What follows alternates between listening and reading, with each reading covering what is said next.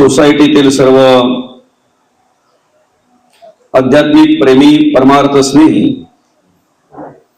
त्यांच्या सगळ्यांच्या सहकार्याने या ठिकाणी हा 3 दिवसाचा कार्यक्रम प्रवचन श्रवणाचा कार्यक्रम आपण या ठिकाणी आयोजित केलेला आहे। कालच्या कार्यक्रमामध्ये आपण महादेवांच्याच कृपेने जे स्तवन करता येईल ते करण्याचा प्रयत्न केला। शिवलीलामृत आपण नेहमीच वाचत असतो, नेहमीच ऐकत असतो। त्या ठिकाणी जे महादेवाचं वर्णन केलेलं आहे, जे महादेवाचं स्तवन केलेलं आहे, वाचून बोध होत नाही म्हणून आपण प्रवचन आयोजित करत असतो, बरं का। शब्दशः वाचून काही वेळेला ते आकलन होत नाही, ते कळत नाही, ते कळावं या उद्देशाने आपण प्रवचन आयोजित करत असतो। आणि म्हणून मग त्या ठिकाणी आपण काय केलं, महादेवाचं स्तवन जे काही त्या महादेवाच्या कृपेने, भगवान शंकराच्या कृपेने जे करता येईल ते त्या ठिकाणी करण्याचा प्रयत्न केला। आणि शिवलीलामृत आणि आपलं जीवन, आपलं जगणं वागणं याच्यामध्ये काय साम्यता आहे, त्या शिवलीलामृतामध्ये केलेलं मार्गदर्शन आणि आमचं जगणं वागणं याच्यामध्ये काही साम्यता आहे का? त्या ठिकाणी जे काही मार्गदर्शन केलेलं आहे त्या मार्गदर्शनाप्रमाणे आमच्या जीवनामध्ये, आमच्या जीवनाची वाटचाल करत असताना आम्ही त्याचा विचार करतोय का, हे थोडक्यात आपण त्या ठिकाणी श्रवण केलं। पहिला अध्याय जो आहे दाशार्ह राजा त्या ठिकाणी आणि त्याची कथा श्रवण केली। दुसरा अध्याय जो आहे त्या पारधी म्हणून जो आहे त्या ठिकाणी त्या हरणांनी वगैरे केलेला उपदेश थोडक्यात आपण बघितला। आणि आपण शेवटी श्रवण या भक्तीवर थांबलो। त्या पारध्याने, त्या पैडाने काय केलं, पारध्याने हरणांचं ते बोलणं सगळं ऐकलं, श्रवण केलं। आणि श्रवण करताना ते आत्मज्ञान अर्थात ते अंतःकरणापासून केलं। त्यामुळे हरणांचं बोलणं ऐकून पारध्यामध्ये परिवर्तन झालं, बरं का। आम्हाला ह्या शिवलीलामृताचा अभ्यास करत असताना, ते श्रवण करत असताना त्या भगवंताचं स्तवन आमच्याकडून घडावं, त्या महादेवाचं स्तवन आमच्याकडून घडावं। आणि प्रत्येक कथेमध्ये काय बोध आहे, हा बोधामृत महत्वाचा आहे, बोध महत्वाचा आहे। प्रत्येक कथा आपण वाचत असतो, आपण ऐकत असतो, आपण श्रवण करत असतो। पहिल्या अध्यायापासून ते सर्व अध्याय आपण एक अध्याय पुढे वाचत असतो। आम्हाला नेमकं काय करायचंय, हा ग्रंथ वाचून नेमकं काय करायचंय, पाठ करायचा आहे का, पाठ झाला पाहिजे का तो ग्रंथ आपल्या, त्यातले शब्द पाठ झाले पाहिजेत का, ते ग्रंथ आम्ही ऐकून श्रवण करून एक आत्मबोध त्याच्यातून आम्हाला झाला पाहिजे। मग तो आत्मबोध होत असताना प्रत्येक कथेमध्ये, प्रत्येक अध्यायामध्ये सार काय आहे त्याचा थोडक्यात आपण काल विचार केला। तो सूपाचा भाग बघितला बघा आपण, सूप काय करतय, सार घेतय, आसार जाणवणं त्यागतय। सार घेणं आणि आसाराचा त्याग करणं याला श्रवण भक्ती म्हणतात, बरं का।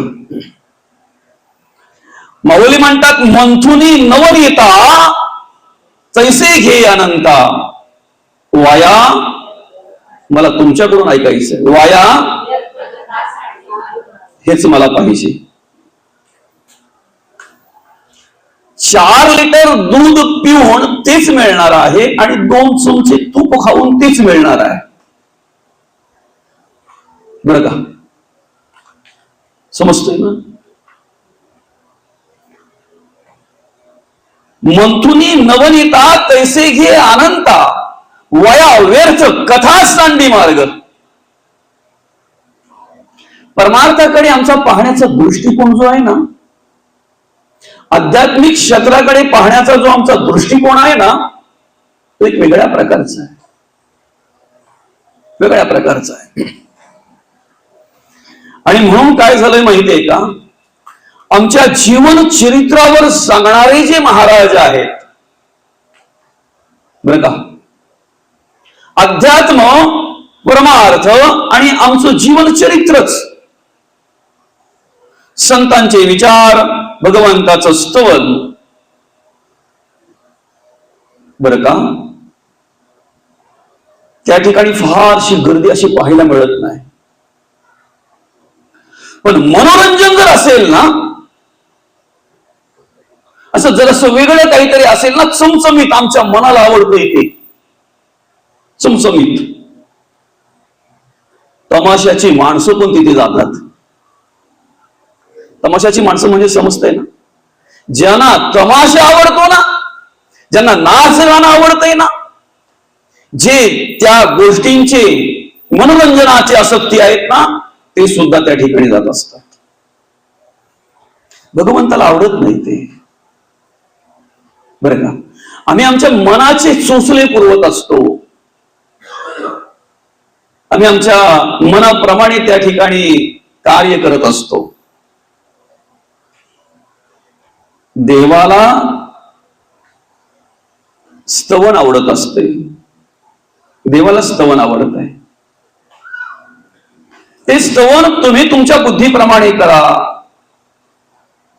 तुमच्या ज्ञानाप्रमाणे करा. स्तवनाशिवाय देवाची कृपा होत नाही. आरतीशिवाय कुठली पूजा पूर्ण होते का बरं? आरतीशिवाय कुठली पूजा पूर्ण होते? आरती म्हणजेच देवाचं स्तवन आहे. आरती म्हणजे देवाचं स्तवन आहे. त्याच्यामध्ये काय केलंय आपण? स्तवन करतोय ना देवाचं.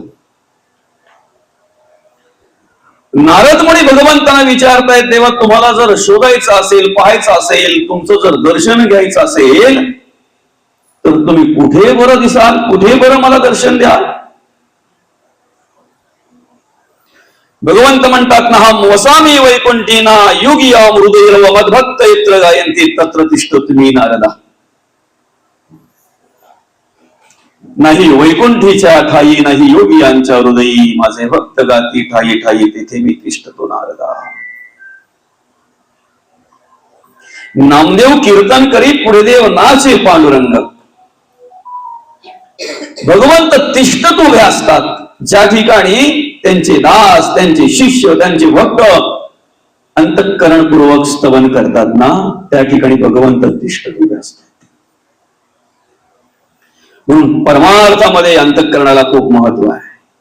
परमार्थामध्ये अंतःकरणाला खूप महत्व आहे, बरं का. अध्याय क्रमांक 3 पासून आज आपण विचार करणार आहे.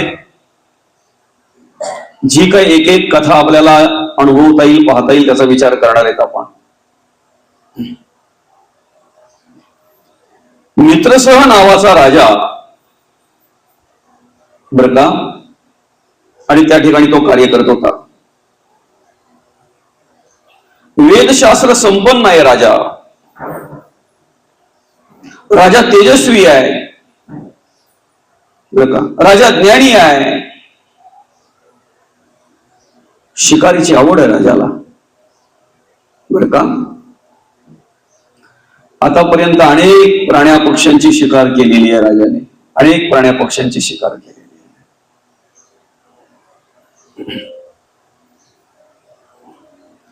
प्राण्या पक्ष्यांची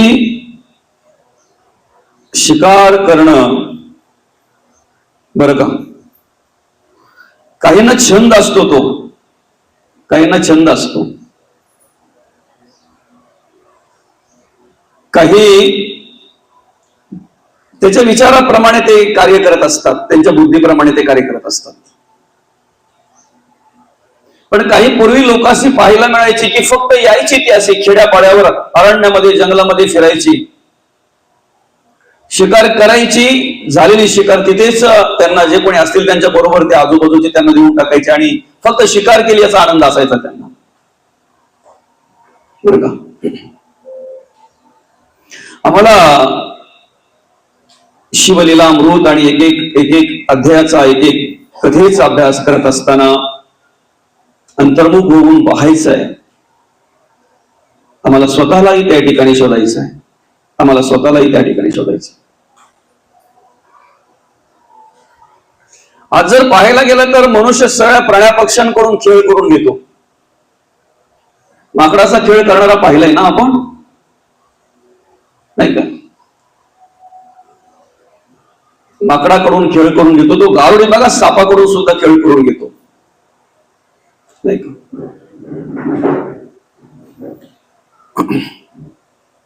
हिंस्र प्राण्यांकडून सुद्धा खेळ करून घेणारे आम्ही सर्कशीमध्ये पाहतोय. हिंस्र प्राण्यांकडून सुद्धा खेळ करून घेतो मनुष्य. पण माणसाकडून कोण खेळ करून घेतय ना, ते माणसाला कळत नाही, हे दुर्दैव आहे, बरं का.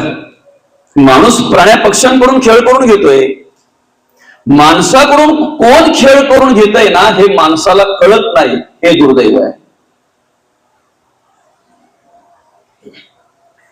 काम आहे, क्रोध आहे, लोभ आहे, मद आहे, मत्सर आहे, दंभ आहे, संशय, चिंता आहे, असूया, अद्वया, भावना, कल्पना, इष्णा, वासना, आशा, ममता, तृष्णा. जो आला ना तो त्याच्या पद्धतीने खेळ करून घेत असतो. आणि माणसाला स्वतःचं दुःख जाणवतंय, दुसऱ्याचं दुःख जाणवत नाही. काही वेळेला दुसऱ्याच्या दुःखाचाही आनंद घेत असतो मनुष्य, दुसऱ्याच्या दुःखाचाही आनंद घेत असतो मनुष्य. एखाद्या चौकामध्ये बघा, ते असे 2-4 जण असतात, ते खेळ करणारे, बरं का, खेळ करणारे असे असतात.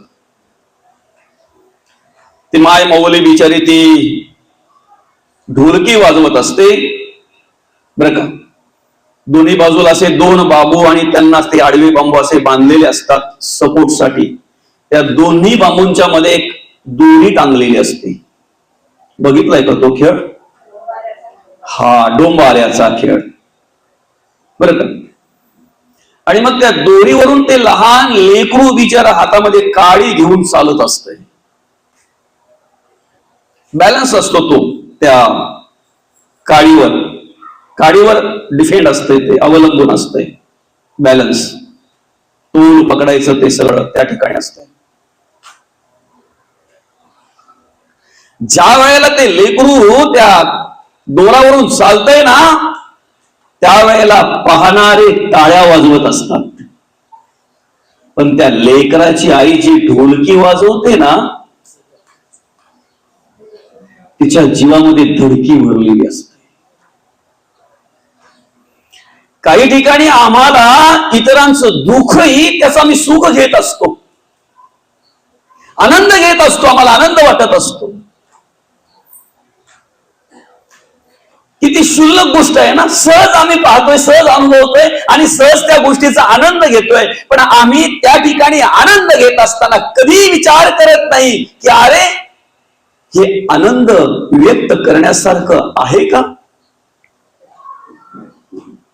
बरं का. जेव्हा ते लहान लेकरू बिचार त्या दोरी पार करतय ना, त्यावेळेला सगळे आनंदाने टाळ्या वाजवतायत. तिथे एक पाहणारा जो असतो की नाही, त्याला काय वाटतंय काय माहिती. सगळी लोक 10-20 रुपये काढून देतात.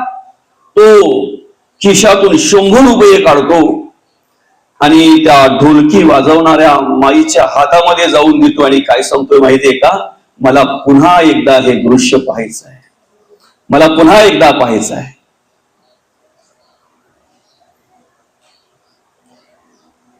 हात घालत नाही ती माय त्या 100च्या नोटीला, पण त्याला सांगते, दादा तुला परत पाहायचं आहे ना, दाखवते ना, ते खेळ काय सोपा आहे, तो हे वाजवणं वगैरे अगदी सोपं आहे. मी ढोलकी वाजवते, तुझ्या हाताला तुझं लेकरू आहे ना, ते दे जरा त्या दोरीवर चालायला. लेकरूच चालवायचं आहे ना त्याच्यावर, तुझ्या हाताला लेकरू आहे ना, सारख्याच वयाचं आहे ना, ते त्याला परत दाखवायचं आहे ना तुला तो खेळ, तुझं लेकरू दे ना जरा. देईल का तो? देतोय. माझं लेकरू नाही. हिंसाचार, भ्रष्टाचार आणि अत्याचार बघितला की आजही आमच्या अंतःकरणामध्ये कधीतरी हिंदवी स्वराज्य संस्थापक राजे शिवछत्रपतींची आठवण येते, आठवण होते. आणि आजही आमच्या मुखातून पटकन एक शब्द निघून जातो, राजे तुम्ही पुन्हा जन्माला या, राजे तुम्ही पुन्हा जन्माला या. आज गरज आहे त्या गोष्टीची. 10-10, 12-12 वर्षाच्या मुलींवर ज्या वेळेला आम्ही अत्याचार होताना पाहतोय ना, त्यावेळेला खऱ्या अर्थानं आम्हाला महाराजांची आठवण झाल्याशिवाय राहत नाही. राजा जन्माला यावा हे प्रत्येकाला वाटतंय, पण माझ्या घरात नाही, शेजाऱ्यांच्या घरात हे दुर्दैव आहे. राजा जन्माला यावा, माझ्या घरात नाही, शेजाऱ्यांकडे. बरं का? आणि असा तो राजा, त्याला आवड होती शिकारीची, बरं का, शिकारीची आवड होती त्याला. नेहमी तो शिकार करायचा. एकदा काय झालं, अनेक प्राणी पक्ष्यांची शिकार त्याने केली आणि त्या प्राण्या पक्ष्यांची शिकार करत असताना नकळत राक्षस मारला गेला. एक राक्षस त्याच्याकडून मारला गेला, बरं का. आणि राक्षस मारला गेला. राक्षस मेल्यानंतर ज्या वेळेला त्या राक्षसाच्या भावाला कळलं, त्यावेळेला त्याची तळपाय मस्तकाला गेली ना. म्हणजे राक्षसाला सुद्धा भावाची चिरा असते, बरं का.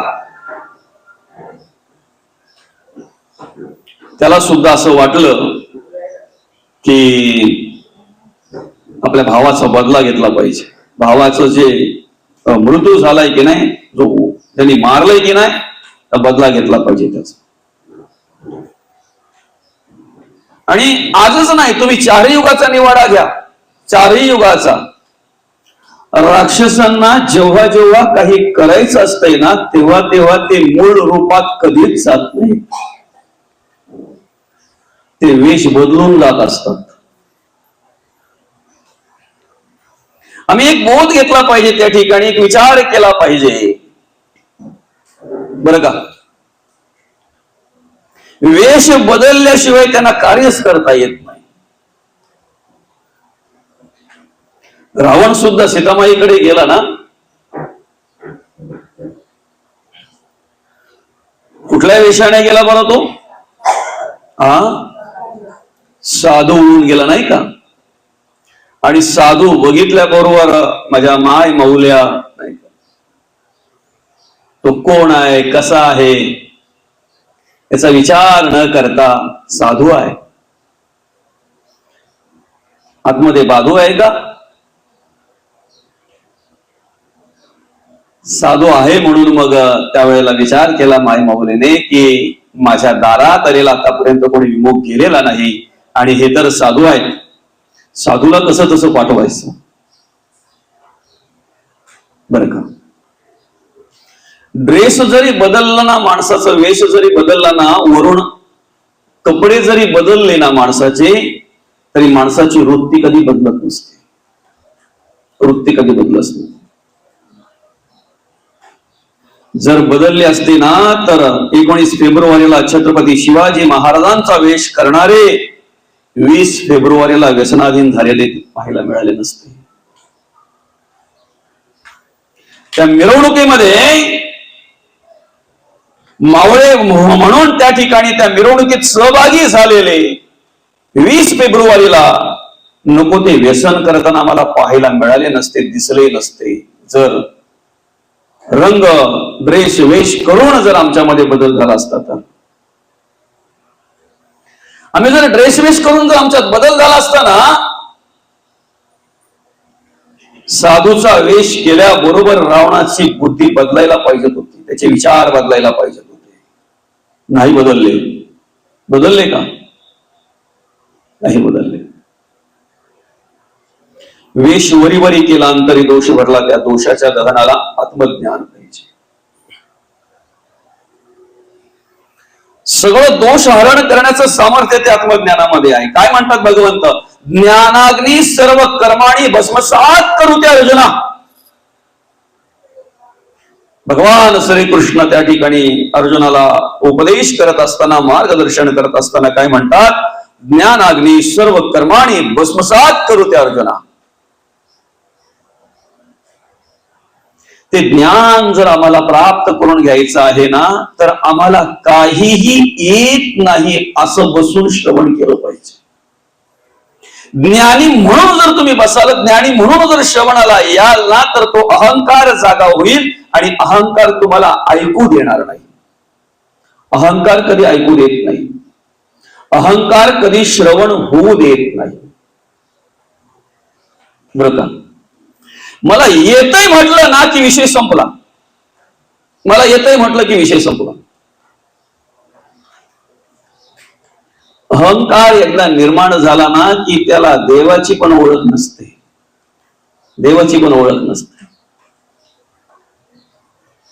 भगवान महादेवांनी आपल्या डाव्या अंगापासून आणि उजव्या अंगापासून ज्या वेळेला ब्रह्म आणि विष्णू या देवांची उत्पत्ती केली, निर्मिती केली, तेव्हा नेमकं झालं काय माहितीये का? ह्या दोघांमध्ये वाद निर्माण झाला. तू मोठा का मी मोठा? हा बोलतो मी मोठा, तो बोलतो मी मोठा.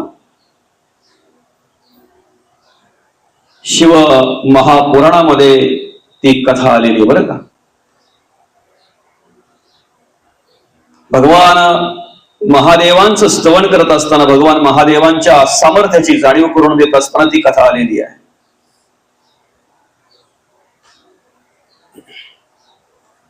आणि दोघांमध्ये काय झालं? वाद झाला, वितंड वाद झाला, वितंड वाद झाला.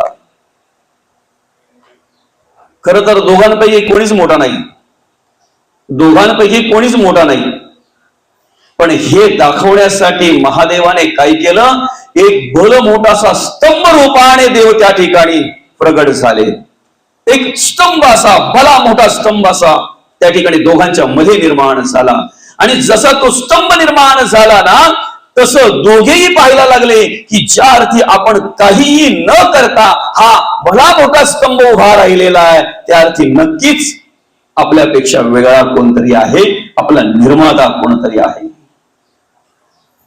मग आता ह्या दोघांमध्ये मोठं कोण? मग त्यांनी ठरवलं, आधी किंवा अंत, शेवट किंवा सुरुवात, जो शोधील ना ह्या स्तंभाची तो मोठा. सुरुवात किंवा शेवट जो शोधील तो मोठा. वराहाच्या रूपाने भगवान विष्णू खाली गेले तो स्तंभ शोधायला, आणि हंसाच्या रूपाने ब्रह्मदेव वर निघाले त्या स्तंभाचा अंत शोधायला. कुठे शेवट आहे बरं का? कुठे शेवट आहे त्याचा? वराहाच्या रूपाने गेलेले भगवान विष्णू फिर फिर फिर फिर फिरलाय. जेवढं सामर्थ्य होतं ना, जेवढं जायचं खाली तेवढं, अगदी जेवढं जाता येईल तेवढं गेले, पण त्यांना काही सुरुवात सापडली नाही. शेवटी पुन्हा परतले.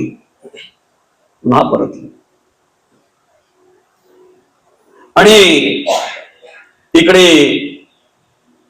हंसाच्या रूपाने गेलेले ब्रह्मदेव मात्र बऱ्याच अंतरावर गेले. आणि बऱ्याच अंतरावर गेल्यावर त्यांना समजलं की आपल्याने काही शेवट शोधता येणार नाही. पण मोठं जर व्हायचं आहे, मी मोठा म्हणून जर सांगायचं आहे, तर शोधला म्हणून सांगावं लागेल, सापडला शेवट म्हणून सांगावं लागेल. बरं, मग सांगायचंय तर कोणतरी साक्षीला पाहिजे. बाजूलाच केतकी होती, केवडा होता, जो गणेशाला पण अर्पण करतो की नाही, केवडा. त्या केवड्याला घेतलं ब्रह्मदेवाने बरोबर आणि आले इकडे. महादेव प्रगट झाले. भगवान विष्णू हात जोडून पुढे उभे आहेत. देवा, नाही सापडला मला, सुरुवात नाही सापडलं. मी खूप आतमध्ये गेलो, खूप खाली गेलो देवा शोधण्यासाठी, पण नाही सापडलं मला. ब्रह्मदेव म्हणतायत मी शेवट शोधलाय. खोटं वाटतंय? ह्या केतकीला विचारा, या केवड्याला विचारा. आणि खोटी साक्ष दिली म्हणून मग भगवान महादेव म्हणतायत केवढा मला वर्ज्य आहे. भगवान महादेवांनी त्या वेळेला त्याला शाप दिला की तू मला वर्ज्य असशील. कोण? केवडा, केतकी. पण विनवणी केल्यानंतर, प्रार्थना केल्यानंतर, भगवंताचं स्तवन केल्यानंतर त्याचं नावच आहे भोळा शंकर. महादेवाला नावच आहे भोळा शंकर, नाही का? आणि मग विनवणी केल्यानंतर काय झालं? ठीक आहे, मला वर्ज्य आहे, पण इतर सगळ्या देवांना तू आवडता असशील, विशेष करून गणेशाला. एकदा अभिमान निर्माण झाला ना, अहंकार निर्माण झाला ना, की त्या माणसाला परमार्थ, भक्ती, श्रवण, कीर्तन, प्रवचन हे काही वाटत नाही. तुमच्या ज्ञानाने जर तुमच्याकडे अभिमान जागा होत असेल तर ते विष आहे. पण ज्ञानाने जर नम्रता निर्माण होत असेल ना, तर ते आमच्यासाठी अमृत आहे. अमृत आहे, बरं का? आम्हाला जर परमार्थ करायचंय, भक्ती करायची, आम्हाला जर हे ग्रंथ जर आत्मसात करायचा आहे, तर तो आम्ही हृदयात केला पाहिजे, आमच्या मनात केला पाहिजे, बरं का? हृदयात, मनात जर नसेल ना, तर आज या कलियुगामध्ये अशी काही माणसं आम्हाला पाहायला मिळतात. पवित्र ग्रंथ जो गीता आहे, त्या गीतेवर हात ठेवून सुद्धा कोर्टामध्ये खोटी बोलणारी माणसं आम्हाला पाहायला मिळतात. खर तर तो गीता हा पवित्र ग्रंथ कोर्टात ठेवण्यापेक्षा आमच्या हृदयात असायला हवा. ज्या दिवशी प्रत्येकाच्या हृदयात गीता हा ग्रंथ असेल ना, त्या दिवशी कोर्टात गीता ठेवायची वेळ लागणार नाही आणि वेळ येणार नाही, हे तेवढं निश्चित आहे. कोर्टात ठेवावं लागणार नाही. ज्या वेळेला आमच्या हृदयात असेल त्यावेळेला आम्ही शिवलीला अमृत वाचायचं आहे, ऐकायचं आहे. हृदयापासून, अंतःकरणापासून वाचायचं आहे, अंतःकरणापासून ते श्रवण करायचं आहे, बरं का? इथे किती जण आहेत बरं ज्यांनी शिवलीला अमृत वाचलंय? नसेल वाचलं, कमीत कमी ऐकलंय तरी. वाचलेले पण आणि ऐकणारे पण, सगळ्यांनी हात वरती करा बरं. वाचलंय किंवा वाचलं नाही पण ऐकलंय, एवढी सगळी आहेत. म्हणजे जवळजवळ 80% माणसं या ठिकाणी बसलेली आहेत ज्यांनी शिवलीला अमृत ऐकलंय किंवा वाचलंय. वाचलंय किंवा ऐकलंय, दोन्हीपैकी एक, बरं का? आम्हाला कथा सगळ्या माहिती आहेत. आम्ही कथा ऐकलेल्या आहेत, ऐकतोय, वाचतोय. पण ऐकताना, वाचताना त्याचा कधीतरी संबंध आम्ही आमच्याशी जोडलाय का बरं? जोडलाय? मग ग्रंथ कशासाठी आहेत? संत कशासाठी आहेत? कशासाठी आहेत ग्रंथ? आम्ही प्रवचनातून प्रत्येक वेळेला रावण सांगत असतो आणि तोपर्यंत सांगू जोपर्यंत अत्याचार थांबला जात नाही. काय समजतंय का? आम्ही प्रवचनातून रावण सांगत असतो. तो रावण सांगत असताना, ऐकत असताना आम्ही त्याप्रमाणे वागता कामा नये. आम्ही ऐकावं कशासाठी? ते कर्म जर आमच्याकडे असतील तर त्याचा त्याग करता आला पाहिजे, त्याग करता आला पाहिजे. आम्ही सांगता सांगता असंही कधीतरी सांगतो की तो परवडला, माईला नेऊन त्याने अशोकवनात ठेवली होती फक्त. भावार्थ रामायणात तर एक वेगळं नाथ महाराजांनी त्या ठिकाणी उल्लेख केलेला आहे. पंचवटी सन्मुख जाता मीच पावितो सायुज्यता परी सकळ कुळ उद्धारणार्था सीता चोरून आणली.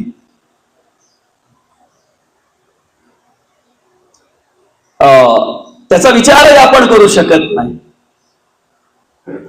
फक्त आम्हाला एवढं कळतंय की नेऊन फक्त अशोकवनामध्ये ठेवली.